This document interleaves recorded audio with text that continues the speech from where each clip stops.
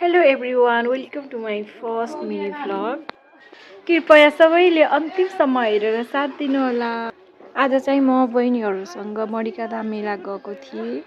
हाम्रो यता वर्षको एकचोटि फागुन महिनामा मेला लाग्ने गर्छ।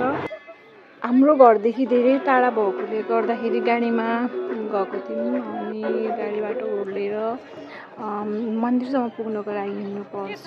सो हिँड्दा हिँड्दै हामी लास्टै थाक्यौँ, एकछिन रेस्ट गर्ने भनेर बस्यौँ।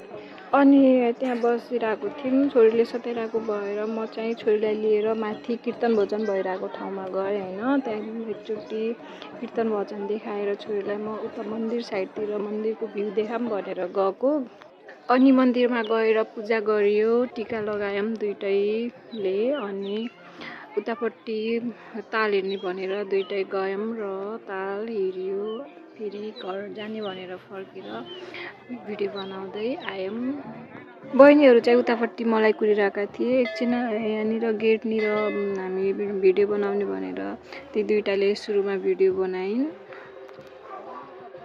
त्यसपछि चाहिँ मेरो भिडियो बनाइदियो अमृताले र मैले अमृताको भिडियो बनाइदिएँ। अनि हामी त्यहाँबाट घर जाने भनेर निस्क्यौँ, भिडियो बनाउँदै हिँड्दै गफ गर्दै र सामानहरू भएको ठाउँमा एकछिन सामान किनेर हामी फर्कियौँ।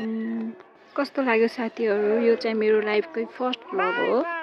मन परेमा सम्पूर्णले लाइक कमेन्ट गरिदिनु होला, साथै फलो पनि गरिदिनु होला। हस् त साथीहरू, नयाँ दिन नयाँ भ्लगको साथमा फेरि पनि आउनेछु। अहिलेको लागि बाई बाई।